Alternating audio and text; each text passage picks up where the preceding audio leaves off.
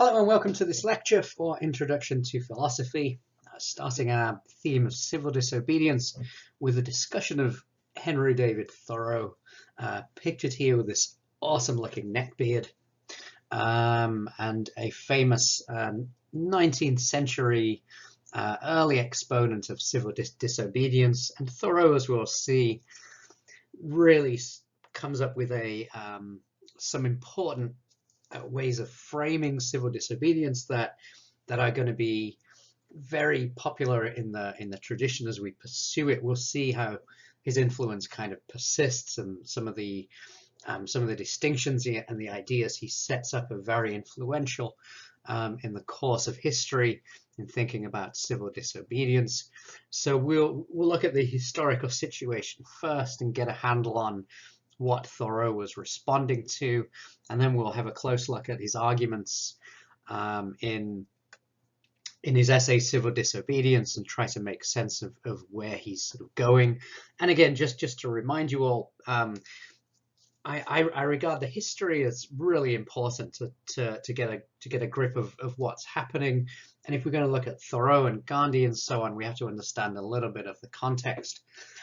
But what we're really, as philosophers, what we're primarily interested in are the arguments for and against civil disobedience. And so the ideas and the arguments that Thoreau develops to support the idea of civil disobedience and the reasons he gives for it. So that's the primary thing that we're interested in, and we need to take the history seriously and really immerse ourselves in some of these issues to give us a sense of what's going on at the time. But to recall, our main focus is arguments and the sort of philosophy of civil disobedience and arguments for and against.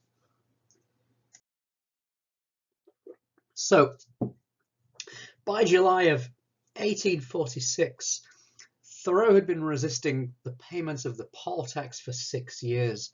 The poll tax was a local tax. It wasn't actually a state tax.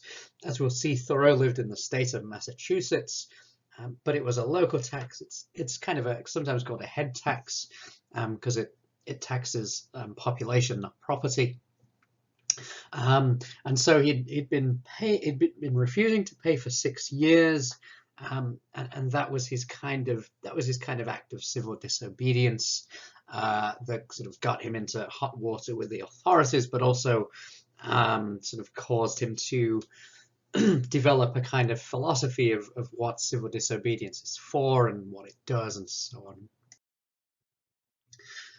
So in July 1846, Thoreau was arrested by the local sheriff and placed in the city jail. And I think he only spent one night in jail. His debts were paid by, it's rumored were paid by a family member the following morning, and he was released. But that was a sort of symbolically important thing for Thoreau to sort of give up his liberty for his beliefs and the arguments he makes in civil disobedience, in sort of encouraging other sort of like-minded people to do the same thing. So this was the kind of act that landed him in jail for one night at least in 1846. And he talks about those experiences again in the essay on civil disobedience and sort of how jail wasn't so bad. And he sort of talked with the people that were there, and it was all it was all very kind of peaceful and stuff. So he sort of goes through that. So that was the sort of culmination of his sort of refusing to pay the poll tax. And we'll talk about his reasons for that shortly. So here are the reasons for Thoreau's refusal to pay his poll tax. He gives two reasons. One of them, the existence of slavery in the American South. And the second issue, which is linked to that, as we'll see, the Mexican-American War of 1846 to 1848. So Thoreau has sort of abolitionist sympathies, and he opposes slavery in the South. And the Mexican-American War which starts in 1846, is also another big issue at this time that he's opposing, and is going to end up sending sort of, soldiers and sort of money and treasure to fight this war that Thoreau is opposed to. So, given that none of these things are kind of local issues, the existence of slavery and the Mexican-American War, what makes them local issues, and the reason why sort of Thoreau targets the poll tax in response to it, is because of the fugitive slave law. And Thoreau believed that this law meant that the state of Massachusetts was complicit in the existence of slavery. It was a federal law, but it gave the state certain obligations with regard to escaped slaves that Thoreau considered was basically the state's, if they upheld this law, they were complicit in slavery and were basically sort of supporting it through their actions.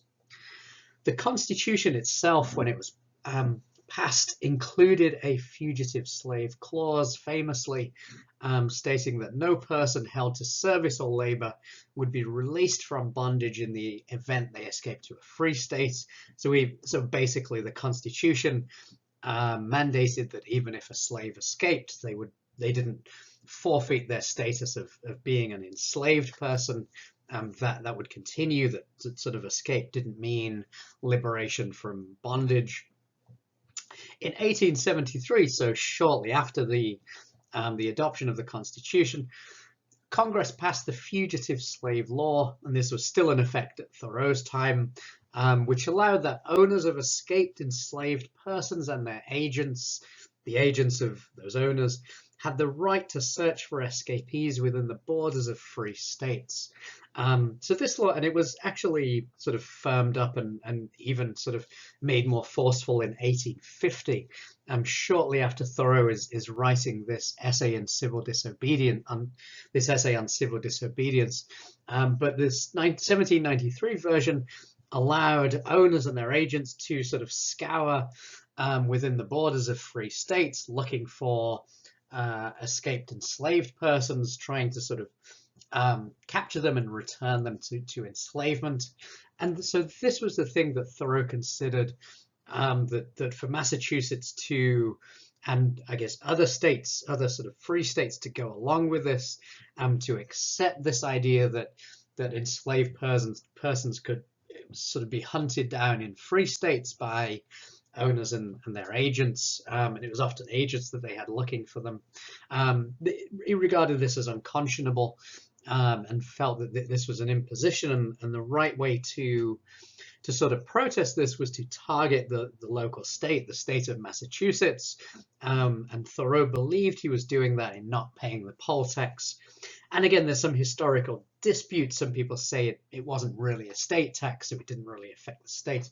But anyway, we can see sort of Thoreau's intention, why he was targeting the state of Massachusetts, because he believed that through this law, and it's the state's refusal to fight this law and willingness to uphold it, meant that it was complicit in the existence of slavery. And of course, there were real cases that were behind this, and some that Thoreau talks about in a sort of subsequent essay after civil disobedience. One of them, the enslaved person Anthony Burns, who arrived in Massachusetts in 1853, found work in Boston, working for a pie company and also for a coffin dealer, and was arrested and returned to slavery using the sort of the framework of the Fugitive Slave Law in 1854. And another one that Thoreau talks about in Slavery in Massachusetts, published a few years after on civil disobedience. Thomas Sims came to Boston from Georgia as an escaped enslaved person in 1851. That same year, he was arrested in Boston, in Massachusetts, and forced to return to enslavement. So these cases were very real and were on Thoreau's mind. when he's sort of writing these essays and he's thinking about the Massachusetts and its sort of its complicity in these matters and what it's doing in effectively sort of supporting the institution of slavery by allowing the agents of owners to come and hunt slaves in free states. Thoreau again regards that as complicity, and is willing to withhold his cooperation from the state of Massachusetts by not paying his taxes in order to make that happen. Now, the Mexican-American War was also, in a sense, about slavery, because essentially what it was about was the Union would be adding new territories in the South. I think big parts of Texas, and sort of one or two other areas as well. I think in Southern California was in play as well. So if these territories were added, they would be added as slaving states, tipping the balance towards the South in terms of the balance of slaving versus non-slaving states, giving the slaving states more power, and again weakening the free states in relation to slavery. So the Mexican-American War and Thoreau's opposition to it, aside from being the sort of loss of men and the sort of anti-war stance of sort of peace, is the fact that it's also going to mean that slavery is going to be strengthened in the long term. All right, so turning to Thoreau's essay on civil disobedience, we find that it relies on this crucial distinction between action in accordance with conscience, and I think that's the most important concept in the essay, this idea of conscience, and the idea of following orders and obedience to collective decisions. And part of that is also majority rule, and that means decisions made by governments. So all of those things for Thoreau are opposed to conscience. If you're following orders, if somebody's telling you what to do, if you're part of a collective and a leader or authority is telling you what to do, or again in majority rule, if you follow the laws that say pay your taxes that are made by a majority and the taxes that are imposed by a majority on the people, again, that's opposed to acting with conscience, right? That all of that falls into this category of following orders and obedience to collective decisions. So what does Thoreau mean by conscience? So here's what he says in Civil Disobedience. He says, action from principle, the perception and the performance of right changes things and relations. It is essentially revolutionary and does not consist wholly with anything which was. It not only divides states and churches, it divides families. It divides the individual, separating the diabolical in him from the divine, right? So we can see just from the way Thoreau talks about it, the diabolical and the divine and so on, that it's another kind of, it's a kind of call to our higher nature. It's a call. Conscience represents the sort of spiritual in us, the connection with the divine. So when we're acting according to conscience, we're acting according to that moral sense that we get from the divine that tells us, that instructs us about right and wrong and good and evil, clarifies those things, and tells us where we can find the truth about these matters. So when we act from conscience, we're acting from this divine sense, this divinely given sense of right or wrong. And for Thoreau, that's action from conscience is simply action on a completely different level to everything else we do. And it's the thing that genuinely makes us human.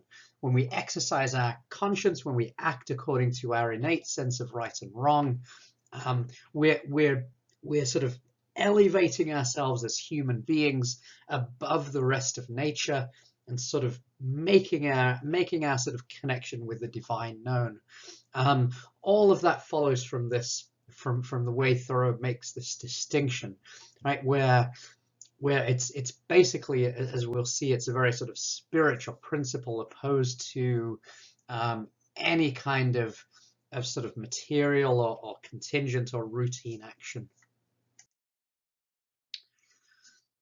So it recalls this distinction of the body and material sort of nature versus our minds and our kind of spiritual nature. And Thoreau alludes to that when he says that the state is capable of coercing the body, but it cannot force the mind. He uses this phrase, and Thoreau was referred to as a transcendentalist, which is a name given to it's a name given to a collection of thinkers at the time. Thoreau, Ralph Waldo Emerson, a number of other famous writers, and they believed in this kind of, they had very kind of spiritual views of nature, and sort of observed this idea of sort of growth and the kind of nature as a kind of divine spark in human beings, that we have to sort of cultivate it and let it grow. And it's partly a kind of, in opposition to industrial civilization as it's growing in the 19th century, and kind of nature as a spiritual recourse to a kind of simpler and humbler time. And it reflects our own inner growth and spirituality, as opposed to the material world. So if a plant cannot live according to its nature, it dies, and so a man, right? So the state kind of, for Thoreau, the state coerces the body. It makes us, it sort of makes us do things, but it cannot force the mind. In fact, the mind can't be forced at all. It has its own growth, its own sort of trajectory, that it's sort of growth trajectory that it's sort of developing on. And any kind of force is likely to repress and pervert it, rather than really allow it to grow and develop. So this is the idea that we should be sort of left to cultivate our conscience so that we can grow as individuals. And that means we have to listen to our conscience and not be under the sway of authorities that sort of tell us what to do, and try and make us do things to belong to the collective that don't sort of suit our conscience.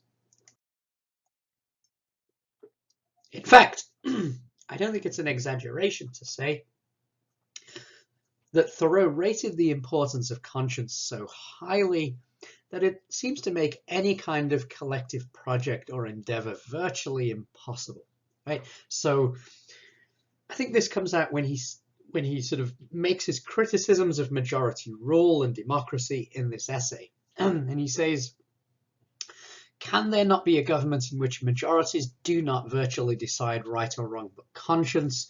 Must the citizen resign his conscience to the legislator? Why has every man a conscience then? Right? And this is part of Thoreau's critique of democracy and majority procedures in the essay. At one time, he's talking about voting being like a kind of game, and it's sort of it's putting marks on a ballot sheet, but that's not a kind of moral action. It's not an action from conscience. And voting as a decision procedure is wholly neutral. So there's no guarantee that a decision that comes out of that procedure is going to be one that's moral, is going to be one that supports conscience. And so Thoreau can sort of point to the evil things that governments do as kind of evidence for that. It's sort of support of slavery and so on. So he regards that sort of action in which individuals allow a majority to sort of decide a decision and decide on a course of action. It regards that as a kind of abdication of conscience, that you're giving up your conscience to the legislator, to the group, to the people, to the majority. But if that's true, then what kind of collective projects are in fact possible, right? To have any kind of collective endeavor where we sort of come together and agree, there has to be some kind of compromise. There has to be some kind of sort of searching for a kind of answer that's acceptable to all, maybe an answer that sort of suits us all as public citizens as opposed to private individuals. Well, for Thoreau, the only thing that matters morally is conscience. So if a decision goes against our conscience, then we just can't abide it. So that seems to it seems to be a very strong barrier against any kind of collective project, any kind of project that involves sort of people coming together, compromising and finding a kind of public agreement that sort of transcends their private disagreements. So opposed to the idea of conscience is what Thoreau calls the rule of expediency, and it covers a lot of stuff and a very sort of big area of life. It's everything in which we're following orders, acting on behalf of others when we're working for others. All of that is action under the rule of expediency. And listen to how Thoreau describes the perception of sort of seeing a group of soldiers, seeing them marching, and listen to the way that he describes them here. He says, a common and natural result of an undue respect for law is that you may see a file of soldiers, colonel, captain, corporal, privates, powder monkeys, and all, marching in admirable order over hill and dale to the wars, against their wills, aye, against their common sense and consciences, which makes it very steep marching indeed, and produces a palpitation of the heart. They have no doubt that it is a damnable business in which they are concerned. They are all peaceably inclined. Now, what are they, men at all, or small movable forts and magazines at the surface of some unscrupulous man in power? Right, so Thoreau imagines these soldiers, but they sort of they're inclined towards peace. They disagree with war, but as soldiers they have to follow these orders and march to where they're told to march. If there's war, they have to prepare and do what they're told to do by their superiors. And the way that you can see the way Thoreau describes this, are they men at all? It's as though when people abdicate their conscience like this, and put themselves into a system where they're following orders, it's as though they give up their moral sense entirely. Now, we'll find a very, very sort of similar take on authority very shortly when we read Erich Fromm and his take on disobedience and obedience and sort of what it means in the 20th century. Here we see Thoreau saying a similar thing in the 19th century about how when people enter these systems where their behavior is controlled by others, where they're called to a kind of unquestioned obedience of the commands of others, there's a lot of potential for things to go really morally wrong in that situation. That people can be made to do things that they regard as immoral and that in fact have no moral standing at all. If the institution doesn't abide by moral precepts, it can cause a lot of harm by its kind of neutral, amoral kind of status, the status of itself as a system with its rules. And that's what Thoreau's noticing here, and we'll see Fromm sort of pick up that again in his sort of comments on obedience in the 20th century. So this distinction between conscience and obedience to social rules aligns very closely with another one that's important in the essay, and that's the difference between what Thoreau calls the mass of men, those who follow the law and serve the state, and he means soldiers or other kind of servants of the state who do its work, and what he calls the wise few, who are capable of acting according to conscience and on principle. And who does he mean by the wise few? Who is he talking about? Well, obviously himself. He would definitely be one of the wise few, and his friend Ralph Waldo Emerson as well would no doubt be included. When Thoreau, famously wrote Walden on Walden Pond about his sort of his time living alone in his cabin in the woods, which was actually technically on his friend Ralph Waldo Emerson's property in Concord. But anyway, for Thoreau, this was a great experience. But he and Emerson had a sort of long friendship at the time. But it's we imagine it's sort of people like that, educated New Englanders who have seen through the horrors of slavery, and are sort of capable of acting on principle. So it's a kind of, it's a very sort of limited category. The mass of people are going to obey the laws. The mass of people are going to serve the state and do what it says. It seems for Thoreau that there's this kind of distinction between the masses and the wise few, is a kind of important distinction. Now, in terms of civil disobedience, Thoreau argues for a duty of non-cooperation, and he calls on the wise minority to exercise its conscience to influence the state. He says, if the injustice is of such a nature that it requires you to be the agent of injustice to another, then I say, break the law. You let your life be a counter friction to stop the machine. What I have to do is to see at any rate that I do not lend myself to the wrong which I condemn. Right? So it's preserving your conscience. That's sort of what Thoreau is talking about here. It's not letting yourself be sullied, not letting your conscience be kind of spattered by the injustice that somebody else is asking or forcing you to do. So when anyone requires you to be an agent of injustice, it says break the law. Let your life be a counter friction to stop the machine. And the machine, of course, is the sort of the institution, the power of the state that is engaging in these sort of mass injustices of slavery and war. And Thoreau is sort of appealing to the individual and individual conscience here to kind of oppose that. And again, we'll see kind of echoes of this when we talk about Gandhi next, when we look at Gandhi's view of civil disobedience. Then this idea of conscience and the individual is very important to Gandhi as well. Although we'll see for Gandhi, this becomes a collective as well as an individual thing. It's not about a wise few. It's about a kind of broader movement. But we can see how some of those ideas come out of Thoreau, and this idea of a kind of duty of non-cooperation against this sort of this mass injustice of the systemic machine, which sort of which perpetrates these mass injustices. Now, interestingly, I think this captures his sort of thinking quite nicely. That at the end of the essay, he has this suggestion for how democracy can be improved.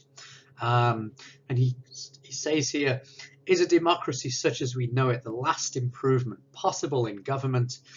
Is it not possible to take a step further, so a step beyond democracy towards recognizing and organizing the rights of man? There will never be a really free and enlightened state until the state comes to recognize the individual as a higher and independent power from which all its own power and authority are derived, and treats him accordingly.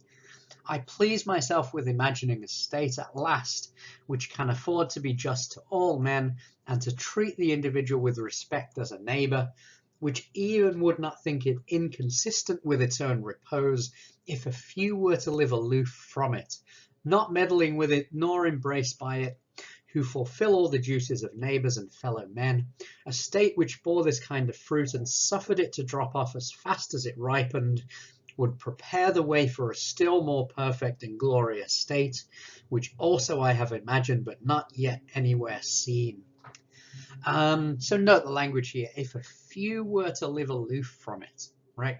So what Thoreau's asking, what he's asking for an improvement of democracy, and again, a few sort of, it's, you know, the wise few that's being sort of recalled here, right? What he's saying is allow those few who can't sort of abide obeying the state in its immorality, allow those people to live separate from it. Don't charge them taxes, don't impose duties on them, allow them to live as free men, as sort of neighbors, and sort of leave them alone to do their thing. Don't violate their conscience, don't impose cooperation on them, let them live in peace. So that's sort of Thoreau's kind of libertarian, I guess, solution. Those people that desire and again, Thoreau is assuming here that only very small minority are ever going to want to do this, and he imagines that that minority will be people that think like him, people that he regards as sort of the wise minority. Everybody else is quite content to be under the kind of umbrella of the state. So that's his that's where his, I think, shows where the kind of steps he would like to see to improve society based on his view of the immorality of the state, and the right of conscience to oppose immoral decisions. All right, so let's sum up what we've seen in this essay on civil disobedience and in this lecture talking about Thoreau. We've seen that Thoreau opposed the actions of the federal government, and his act of civil disobedience targeted the complicity of the state of Massachusetts with slavery, which Thoreau regarded as evil and immoral. And so it was the fugitive slave law which obligated northern states to allow the kind of the searching and the hunting down and kidnapping of escaped enslaved persons, that Thoreau targeted the state and regarded what it was doing as evil and immoral, and that was the ground for his actions of civil disobedience. So Thoreau's justification for civil disobedience, and we saw his act was his refusal to pay the poll tax, rests on this idea of conscience and the idea of a duty of non-cooperation when conscience is violated. Right, so when the state or any authority calls you to do something which violates conscience, you have a duty of non-cooperation to resist that violation. And Thoreau believed, as we saw, that only a wise few are capable of acting according to conscience, and those wise few he wants to be, he argues, he urges, should be left alone to live their lives in peace. The mass of men are content to serve the state with their bodies. So it's a kind of, it's a limited plea for a wise few to be able to sort of exercise their privileges and exercise their conscience. But again, Thoreau is, like I said, is very influential, and we'll see in future lectures, when we look at the direction and we follow the history of civil disobedience, we'll see that these ideas, some of Thoreau's ideas, were taken up and sort of taken in a direction which allowed them to serve as the